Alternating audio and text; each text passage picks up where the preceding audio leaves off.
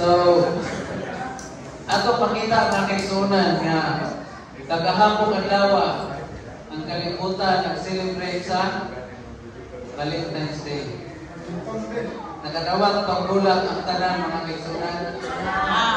Wala. Pila na ang Valentine's sa miyagi mga kaigsunan? Wala ko kayo kung kadawat pang bulag. Siguro mga kaigsunan kung wala ko kadawat pang bulag karon ay mong kamalaga. Kaya mo kadawat pang bulag ito sa interior. Inay lubong na ito mga kaigsunan, perting kaghanang bulag ipagtupo sa tulungan. So, naghang bulag mga kaigsunan. And there's nothing wrong to celebrate Valentine's Day mga kaigsunan. Because as Seventh-day Adventists, we did not celebrate God as Valentine's Day. But ang essence sa Valentine's Day mga kaigsunan, we celebrate Valentine's every day. Amen? Amen. We celebrate. But there's nothing wrong mga kaigsunan. Ang atong Valentine's is every day man as Seventh-day Adventist. And last mga kaigsunan. And ang atong K-text din kabuntagon. Kung na may Biblia mga kaigsunan, palihog abrihe sa 1:1-4 versikulo 7 hangtod sa 8 mga kaigsunan.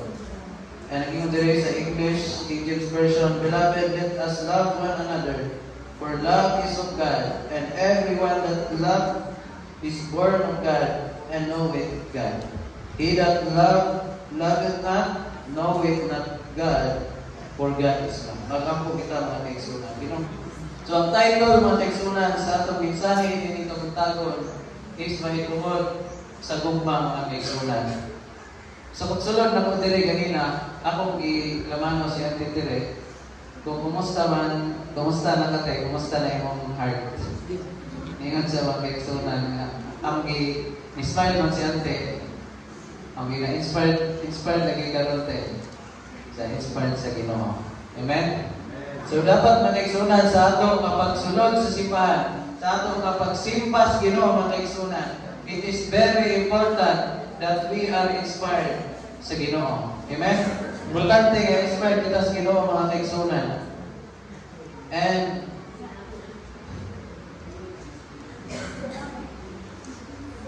ang unang punto nato mga kaigsunan is love comes from God. So ang pugma mga kaigsunan gikan sa Dios. And before mga kaigsunan, remember that we are here today. We become God's people. Nahimong natawhan sa Diyos mga kaigsunan. Nangaluwas ta mga kaigsunan. It is all because of the love of God. Amen? Naluwas ta tanan mga kaigsunan tungod pinaagi lamang sa gugma sa Diyos. And ang unang punto mga kaigsunan, ang gugma gikan sa Diyos. And it says mga kaigsunan that we see that true love comes from God. God is the source of all love. When we show love to others, we are sharing the love of God to others. So ang gugma na mga kaigsunan, it is came from God mga kaigsunan. Gikan kinis sa Dios. And ang atong mensahe karon mga kaigsunan nagpahinumdom na atong i-share ang gugma sa atong isig katawo. Ato na pang i-share mga kaigsunan. And according from Mrs. White, in the book of Testimonies for the Church, volume 6, page 130, nagingon si Mrs. White mga kaigsunan, love is the basis of all true success. It is the foundation of all true happiness. So ingon si Mrs. White mga kaigsunan, nga ang pundasyon dahil sa tinuod kakalipay sa atong pagkinabuhi diri sa kalibutan mga kaigsunan, it is only love. Tungkol sa gugma mga kaigsunan, nakabati kitang kalipay. Tinuod dili. Si Interjeter mga kaigsunan, tungkol sa gugma, nakabati kong kalipay.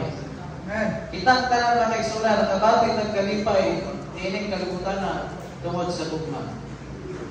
Kung wala yung gugma mga kaigsunan, kalipay ka mo mga kinabuhi, mamupuyo ka sa kalibutan. Kalipay mo, dili. Dili mga kaigsunan. Muna atong pasalamatan ng Ginoo, because through His love, we are enjoying living this world. We are enjoying the happiness mga kaigsunan. Kalipay nga gikan sa Ginoo.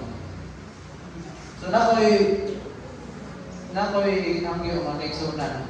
Kinsa yung nakita diri nga pinaka-sweet nga magtiayon?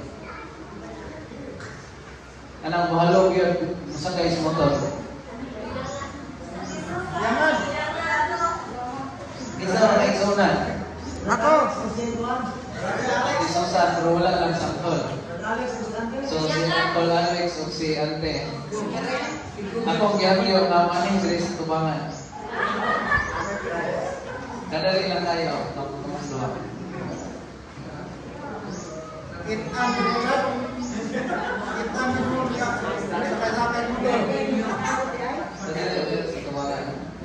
Napagkita ang dakong gugma sa sabi. So, ipakita sa mga akon na igugma ni Mas Ante.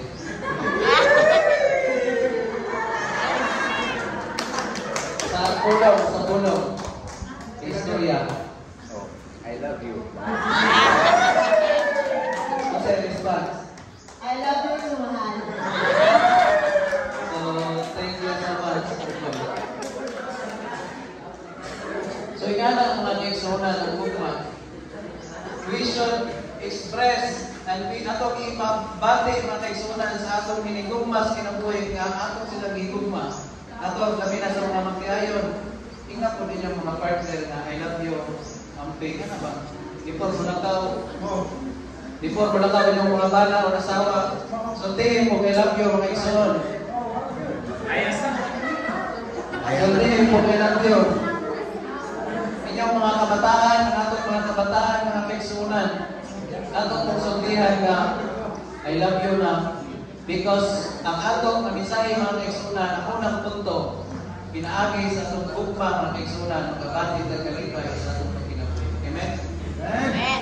So inyong mga kabataan, mga kaigsunan, inyong mga partners kinabuhi, tingnan po nung I love you. I love you na. I love you, mahal. Nindot kay full sign ni Uncle Alex, kay mahal.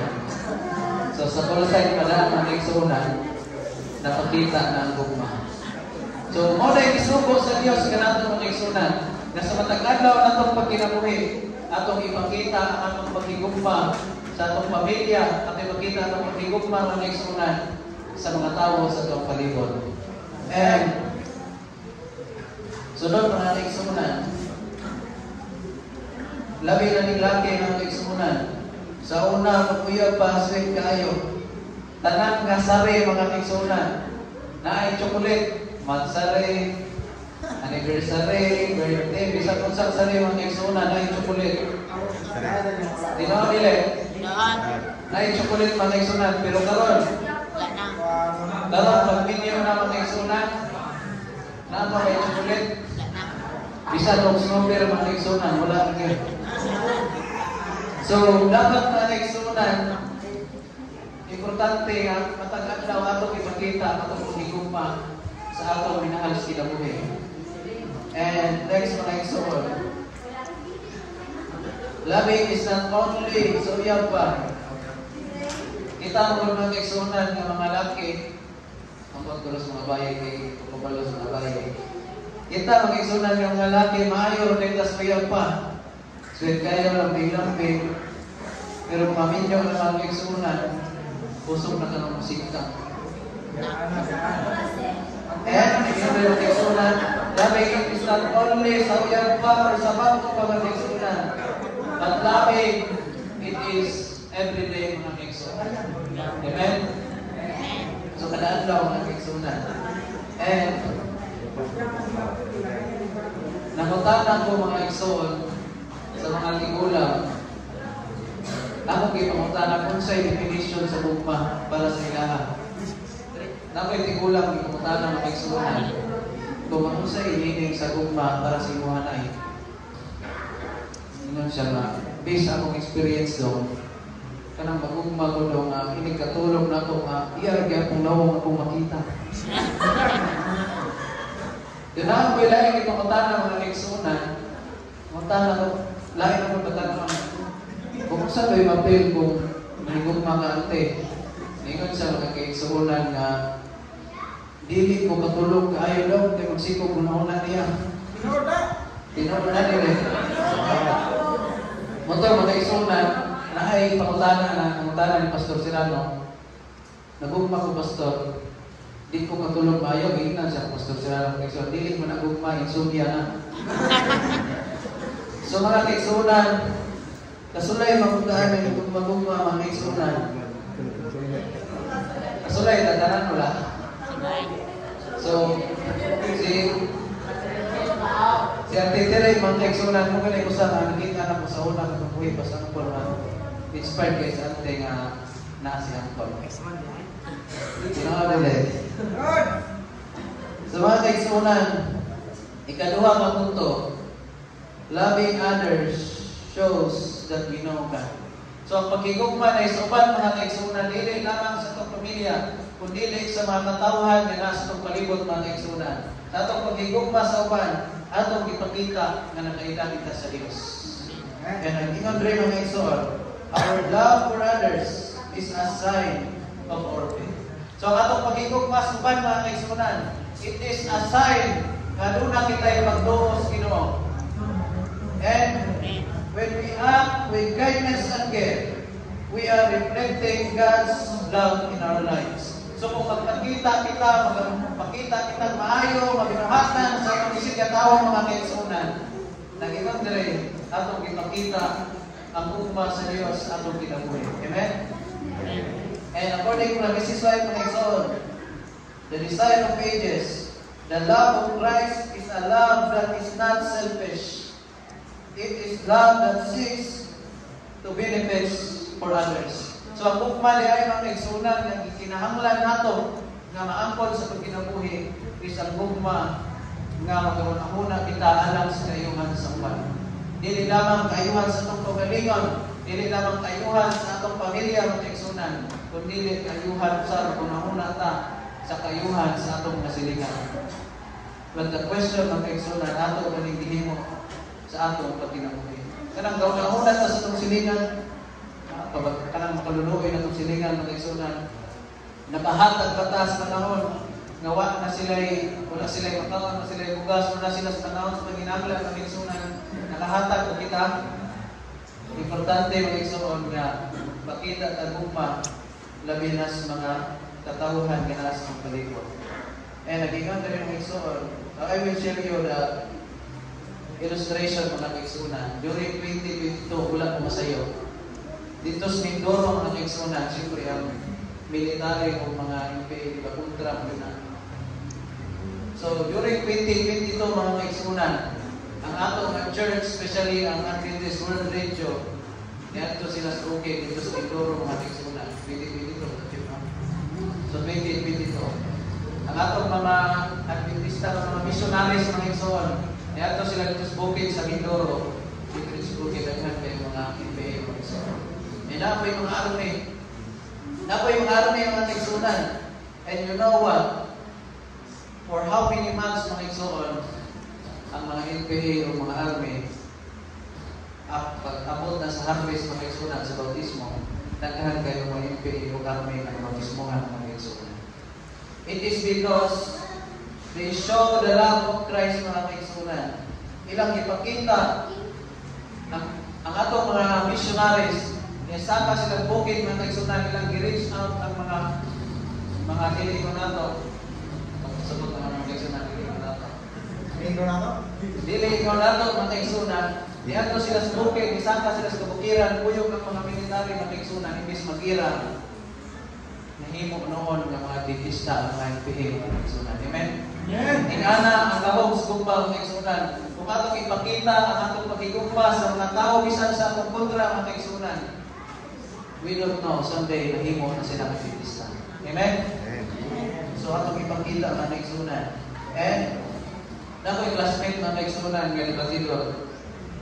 Galibati sila last year 2024. Galibati sila dito sa Bacolod. Dibati ko sila mga kaigsunan, gilive ganito siya. And you know what? After 2 months, gikan silang debate, na-convert pag-Adventista ang debatidor mga kaigsunan. Amen? Yeah. So, bisan sa atong pag-debate, there is naputel and lain na stand sa debate mga kaigsunan. Natay mga kaigsunan na against sa debate. Natay mga kaigsunan na pabor sa debate.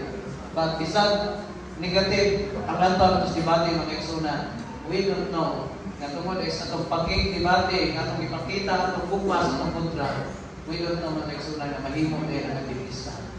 So there's nothing wrong in debate mga igsoon, basta ato lang ipakita ang pagigugma. Dili na itong kaulawan ng mga kontra, na may kashiring nga lain nga relihiyon, ayaw ninyong nautang. Kaya sa anong gili ninyo dito sa kinagistorya, usahay mo ng mga igsoon, kanang proud kayo tao na natas sa matuuran, usahay na itong lantas subat, sayop sila. But change that mindset mga kaigsuunan. Dalang nga tao ako sa relihiyon, yung encounter ninyo, ayaw nyo lantaw, nakita eksakto sila sa iyo. Tanawa sila mga kaigsuunan, because kanang mga lain-lain nga relihiyon, kitang tanan, puro ta kandidatos ngirihan sa langit. Amen? Amen. So, let us show our love to others, mga igsoon. And next, sabi na ni Muhammad. Number 3, mga igsoon. Lack of love means we do not know God. So, kung kulang kita sa pagigugma, mga kaigsuunan, nagpakita, awa kita ang kaila sa Diyos. And nag-ingon rin si Juan, mga igsoon. John warns us that if we do not love or we do not love our neighbors or brethren, we do not truly know God. So kung wala na ito mga kaigsuunan, nagpakita ang gugma sa atong igsoon sa iglesia or mga tao sa atong palibot, nag-ingon rin mga igsoon that we do not truly know God. Wala kita ila sa Diyos mga kaigsuunan. And if we hold on to anger or hate, we are missing out for God's love. So kung ano na kita'y kaligot-got, ano na kita'y kalagot sa mga tao, mga kaigsuunan nga nasa itong palibot, o natin kita'y kaligot-got sa itong silingan, na kita'y kasuko, mga kaigsuunan sa itong kauban sa iglesia, ano na kita'y kalagot sa itong kauban sa iglesia, mga kaigsuunan, nag-ingon dire na wala kita kaila sa Diyos. That's why mga kaigsuunan, kung ano na kita'y kasing-kasing na madinuntangon, ano na kita'y kasing-kasing na mga kaigsuunan nga mudumot sa atong isig katawo, please pray to God mga kaigsuunan. Because when we are, kung ano na kita kaligot-got sa atong isig katawo, nagpakita mga kaigsuunan na wala kita kaila sa Diyos. And, bigyan natin mga kaigsuon, sometimes we make our brethren in the church as our enemy. Usahay mga kaigsuunan, gihimo nato mga enemy ang atong igsoon sa iglesia. Usahay mga kaigsuunan ang tao nato na kontra nato ang igsoon sa iglesia. And you know what mga kaigsuunan, this is what happens in our church today. Many churches among ginisita mga kaigsuunan, usahay mga elder, mga membro, mga kaigsuunan, mag-iyahay ang dinutay. Iyahay lang kinibatay mga kaigsuunan. But ang atong mensahe karon ng pinugdong that we should show love to our brethren in the church. Because if we do not love our brethren in the church, mga kaigsuunan, wala kita nakaila sa Diyos.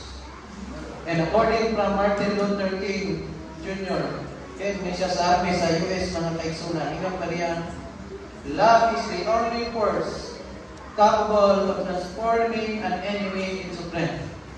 So, ang gugma na mga kaigsuunan, mao lamang ang force na makatransform sa ato na enemy na mahimo nato siyang suhod nga hinyalan.